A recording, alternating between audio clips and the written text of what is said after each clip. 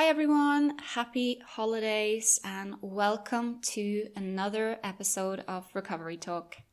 So it has been a while since I have done a podcast episode, with the exception of the announcement episode that I did last week, where I was announcing the group coaching program From Quasi to Full Recovery is relaunching in January. So if you're interested in joining that, take a look at that episode or head over to my website letsrecover.co.uk to learn more about the group coaching program and see if that could be something that could work for you. But anyways, except for that episode, it's been quite quiet from me. And for those of you who did listen to the announcement episode, you probably know why. So this month I got the very, very devastating news that my dog has terminal cancer. So I've been just coming to terms with the fact that she may not be around for that much longer, right? And it's been that anticipatory grief. Like, I know that she's gonna pass and I'm grieving that before she's gone. So what I figured out is I just had to take some time to really just process that, and also a lot of time to, long story short, but she ended up in hospital and she still needs very, very intensive follow-up and care and medication and all of that. I'm kind of a caretaker right now for her. So it's very intense, but I love her, so I'm of course happy to do it, and I just really hope that she gets some good quality time for the time she has left on this earth. Right now she seems very happy. She is snoring next to me right now, so that is good to see, and she even did a few happy jumps in the park today, so that's amazing. So everything became a bit turned on its head. A lot of plans became postponed, as you can imagine. But we're trying to stay positive. I'm really hoping that she outlives her prognosis. And, she pretty much has 9 lives already, right?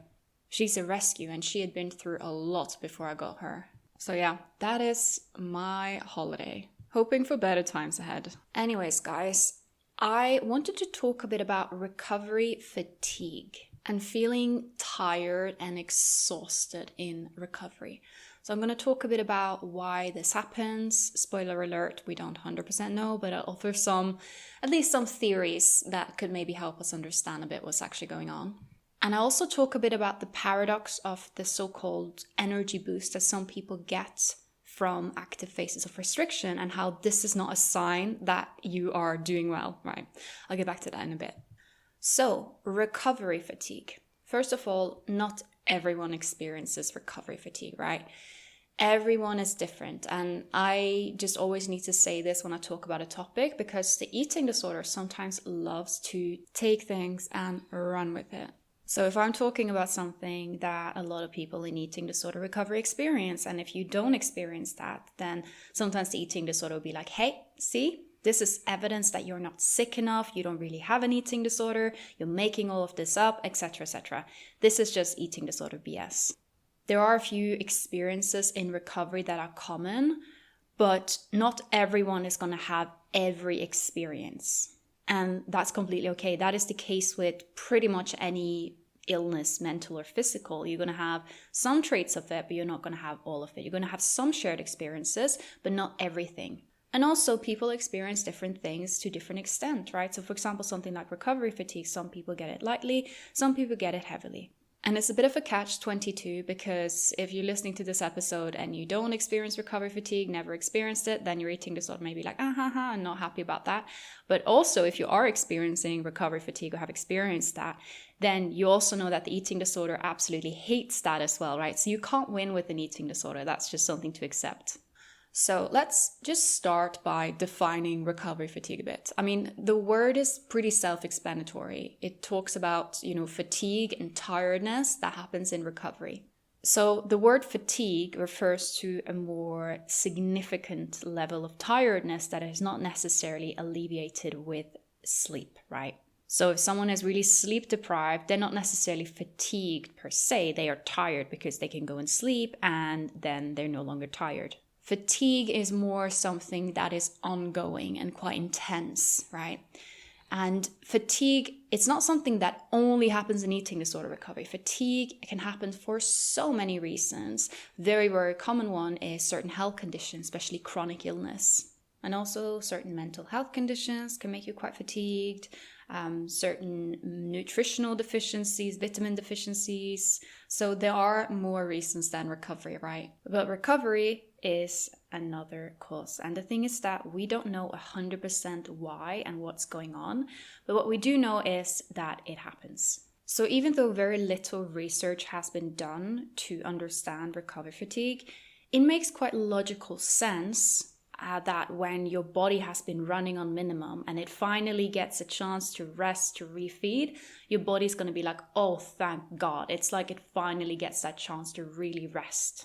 In a way, it's a little bit like a burnout. And notice how a burnout doesn't necessarily happen as you're doing the thing, it happens afterwards, right? Think about it. If you may have had an extremely stressful day at work, chances you've been going at work the whole day, and it is when you come home and you sit down in your sofa that you really like crash and realize how tired you are.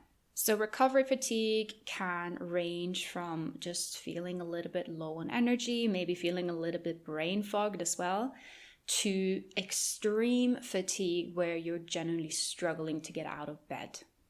And I will give a bit of a disclaimer: if you are feeling unwell in recovery, struggle to get out of bed, and you're just not feeling great, of course, seek out medical supervision, just in case, just to stay on the safe side, right? Yes, you're supposed to not always feel so great in recovery, but I always like to say that it's better to be safe than sorry. So if you're wondering, hey, is this supposed to feel this bad? It's better to just reach out to a medical professional, get things checked, right? So the way that it often goes with recovery fatigue is that, again, not the case for everyone, but a lot of times people may have had more energy during the active phases of restriction than they have when they start eating more. This can fluctuate, and again, it is not like this for everyone. Some people may notice that restriction makes them really tired, and then as they start eating more, they notice like, wow, I feel so much better and I have a lot of energy. So it can happen that way as well. And also, sometimes it can fluctuate. You may experience that for some time and then something different. So it's a little bit unpredictable. But what I sometimes see, and quite often see, is that someone who's in the depth of an eating disorder, they may be restricting quite a bit, maybe suppressing their weight, they may be engaging in compulsive movement. They're like, oh, but I'm fine, right? I'm able to go to the gym, I can go for long runs, and I'm able to do it. And then they confuse their ability to keep going with them being in quote unquote good shape. And then as recovery fatigue hits, they think that that is them falling out of shape. What is actually going on is that so-called good shape, that when you feel like you can just keep running and you can survive on very little food, maybe also a lot of times also on very little sleep, that is not you being healthy. That is your body literally dying. That is your body running only on pure survival instinct. The metaphor that I always use, I probably used this so many times you're tired of it, but I'll just use it again. It's a bit like if you can sit there and be as tired as you want, but if you're being chased by a bear, you are going to run, and you're going to run fast. You're going to run faster than you ever thought you could. Why? Is that because you're in good shape and you just like running? No, it's because your body is producing stress hormones and basically forcing you to move. An eating disorder works similarly. We see that the stress hormones in the body just skyrocket, right? And it creates this sense of restlessness, this sense of wanting to move, right? And this sometimes that can manifest as wanting to go for a run and spending a lot of time in the gym. Other times it can just manifest more as this like inner sense of restlessness. It can also manifest as just this inability to sit down. You do maybe a lot of pacing, a lot of fidgeting. Again, not saying that fidgeting, for example, is inherently only caused by eating disorders. We know that a lot of people, for example, who are autistic or have ADHD can do a lot of fidgeting as well. So again, there is nuance here, right? But overall, being in that acute stress state can make you just very restless, right? Can manifest as always needing to do something, always needing to be on the go, right? Could be like, oh, I need to clean again. I need to do this. I need to do that, right? Just never being able to fully sit still. And this can be confused with just, quote unquote, having lots of energy and being in good shape when it's not. Because if you look what's actually going on in the body of someone in those acute stages of an eating disorder, it is not good things. There is no health there, right? Health has left the chat, okay? So you may have listened to the episode I did about the adapted to flee famine hypothesis, and I think this really offers a really good explanation or hypothesis as to why this happens. It also shows that even in animals, you see that when food is restricted, we see that hyperactivity as a common manifestation. So in some rodents, when food is restricted and they're giving a running wheel, they will actually end up running and running and run themselves to death, right? When food is restricted. Whilst when food is not restricted, they don't do that. If you are interested in learning more about this study, you can go find it online by just searching for the adapted to flee famine hypothesis somewhere on Google, should probably be there. Or you can listen to the podcast episode where I was breaking down the study. It's called the adapted to flee famine hypothesis, so you can find it here on my podcast. So long story short, a starved and undernourished body is not a body that is just being really athletic and fit and energetic. It is a body in acute stress, and that burst of energy or restlessness you may get is literally your body being like, okay, where's the food? We need to move, migrate to survive. We need to go to a place where there is more food, right? And this also makes sense because think about the food obsession that you may get at the same time, right? Where you're thinking about food a lot, right? All of it really is your body trying to keep you alive during times of famine. And isn't it sad that people confuse their entire personality and identity and interest with what is literally a survival response? Anyways, so yeah, there we have a bit about why you may feel more energetic in response to restriction. But then what about recovery fatigue? So like I said, there's not a lot of studies done, but I think we can use a little bit of common sense here. So if your body has been just running on empty for so long, running on all of these stress hormones, completely burning yourself out, of course it's going to make sense that when your body is finally getting a chance to rest, it's going to be like, yes, more of this, please. So that recovery fatigue that you're experiencing is not recovery's fault per se. It is actually a delayed reaction to the harm done by the eating disorder. It will not last forever. This is where a lot of people panic. They experience recovery fatigue and then they're thinking, oh my God, I'm never going to be able to do anything physical ever again, right? And we know that a lot of people may have certain types of movement that they really are enjoying. And maybe part of why they enter recovery is because they want to be able to, for example, go, I don't know, rock climbing or do some kind of hobby without the eating disorder joining them and be able to do those things safely and in a healthy manner. And then they may enter recovery and notice that they have no energy for those things. And then they're like, well, I'm eating more and I'm resting more. Shouldn't I feel better? And then you just end up feeling more tired. But this is a temporary response. And the best you can do when you're experiencing this response is to listen to your body and rest. So if we think about it, the adapted to flee famine hypothesis and recovery fatigue, we put it a bit in that perspective. So if we look at that hyperactivity and urges to move, aka urges to migrate, that some people may experience in times of food scarcity, wouldn't it then also make sense that once you reach that state where there is food abundance, where there is a chance to rest, your body is going to be like, oh yeah, thank God, finally, let's do this. So in that way, we can see it as a built-in mechanism in your body. It's a functional signal. It's not a faulty one. It is completely functional and it serves a purpose. During recovery fatigue, some people may also notice that they feel quite achy and unwell. And again, I believe this also can probably be traced back a bit to the harm done from the eating disorder. And you've been running on stress hormones, running on adrenaline and cortisol and God knows what else. Of course, you're not going to be as tuned into your body's signals. You've essentially been telling your body that you are not listening to those signals anyways. I'm not sure if you've ever been in a really stressed or tense situation, or maybe you have injured yourself or hurt yourself, right? Just as an example, maybe you're in a fight, right? I mean, hopefully not a lot of you have been in a physical fight, but just use it as an example.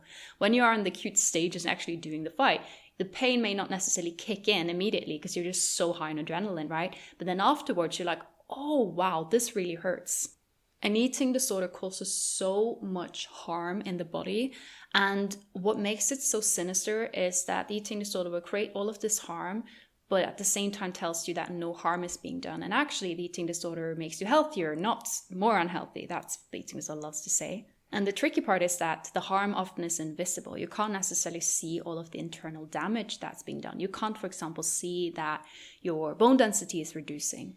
I believe if that we were able to more see that internal damage, it would probably been a reality check for people. Even though, as someone who works with people with eating disorders, I see a pattern of them going and, for example, getting a bone density scan and realizing that the scan is really low, and still their eating disorder find a way to be like, it's not that bad, right? Because again, it's just a number. It's a scan, it's a number. You can't necessarily like really see it with your own eyes until you notice the consequences of it, right? Until maybe you break something. But even then, the eating disorder will still creep in and be like, you know what? It's not that bad, right?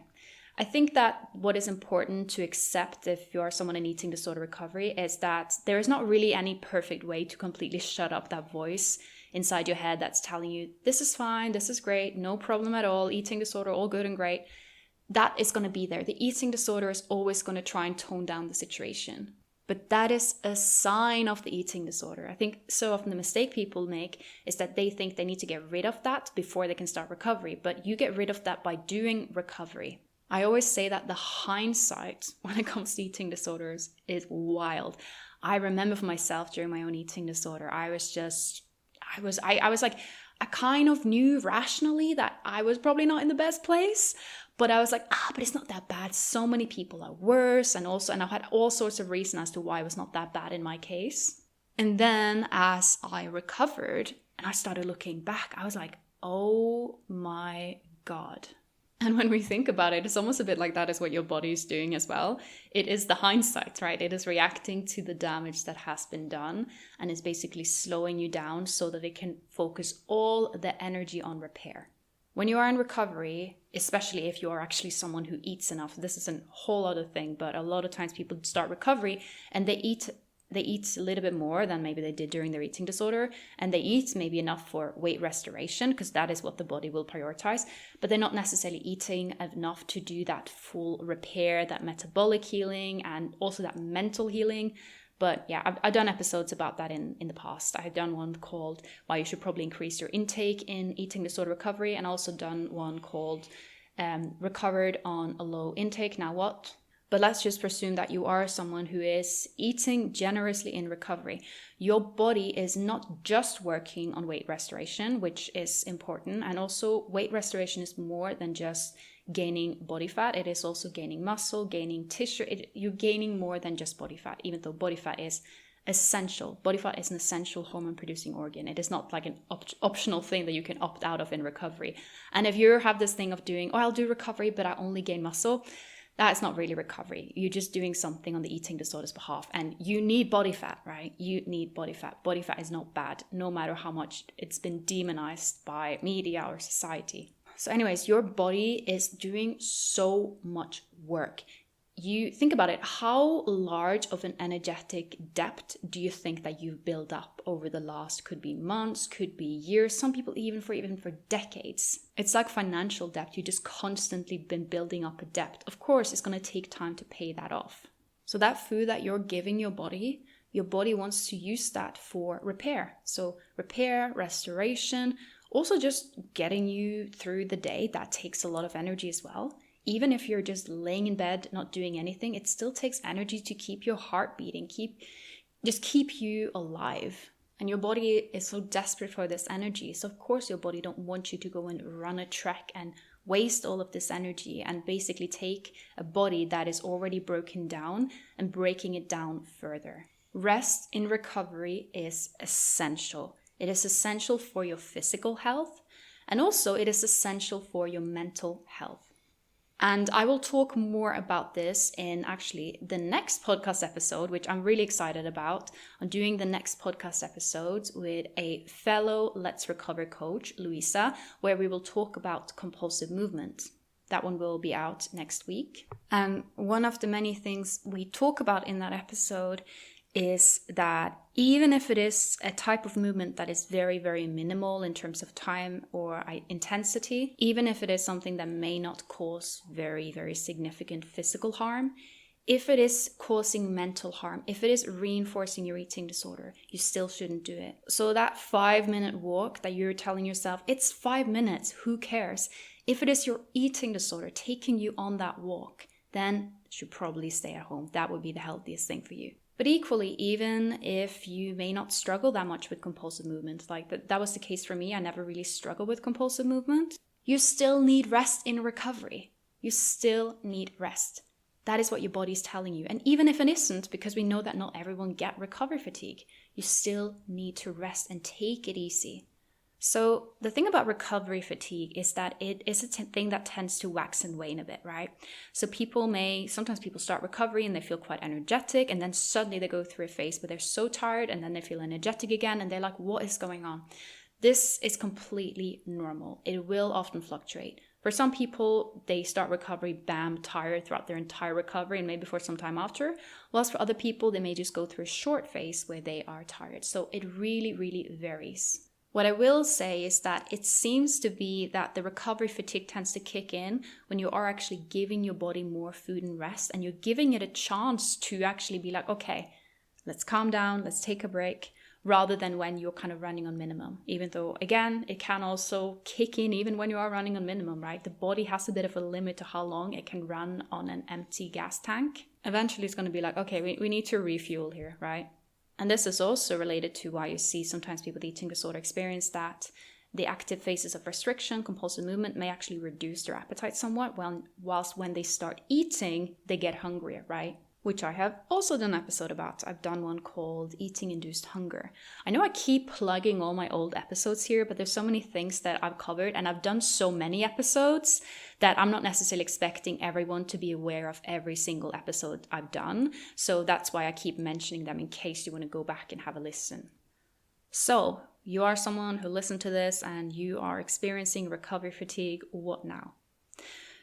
The thing is, you need to rest. The more you try to, just push yourself to do a bunch of movement and keep going, it's just going to get worse. And I do understand that the ability to rest is a bit of a privilege. I understand there are some people who may have certain duties. They may have, for example, small children running around or a physically active job where it is a bit tricky to rest. I don't necessarily want you to think, oh, that means that I can't do recovery. Recovery is doomed. I might as well just go back to my eating disorder then. But what I am saying, get in as much rest as you can. The more, the better.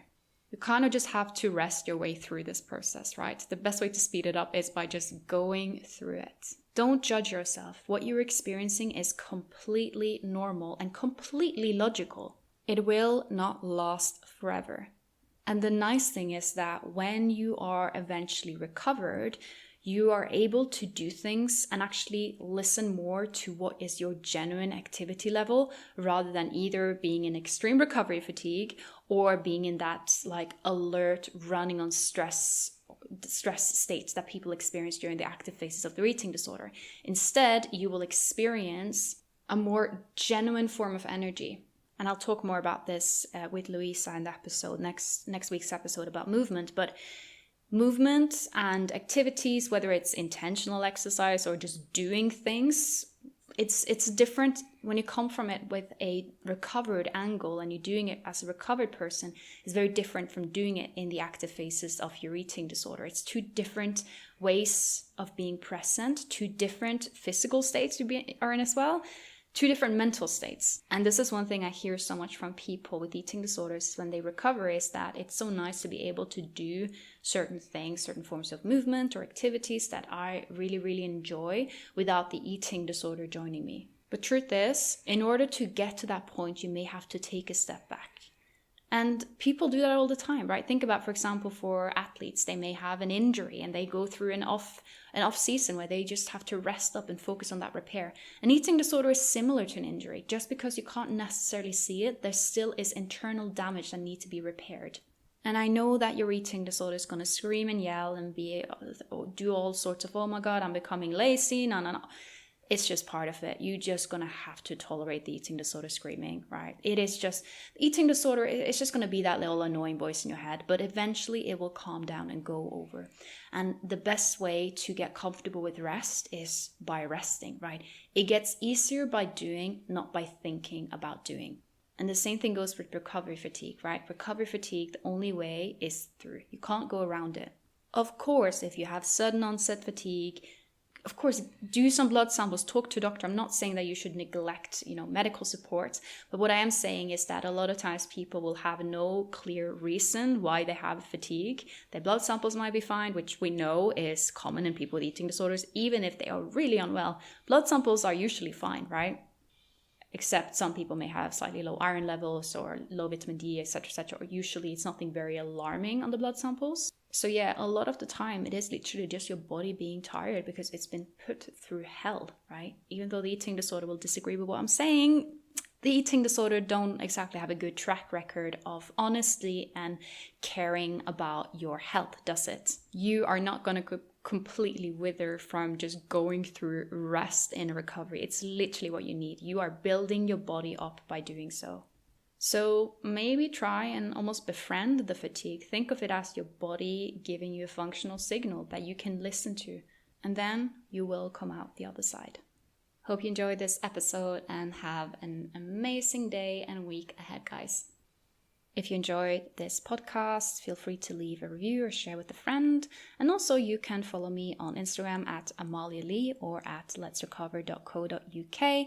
And you can also find me over at Substack at letsrecover.substack.com. There I am writing articles on eating disorder recovery. And you can also find me on my main website, letsrecover.co.uk.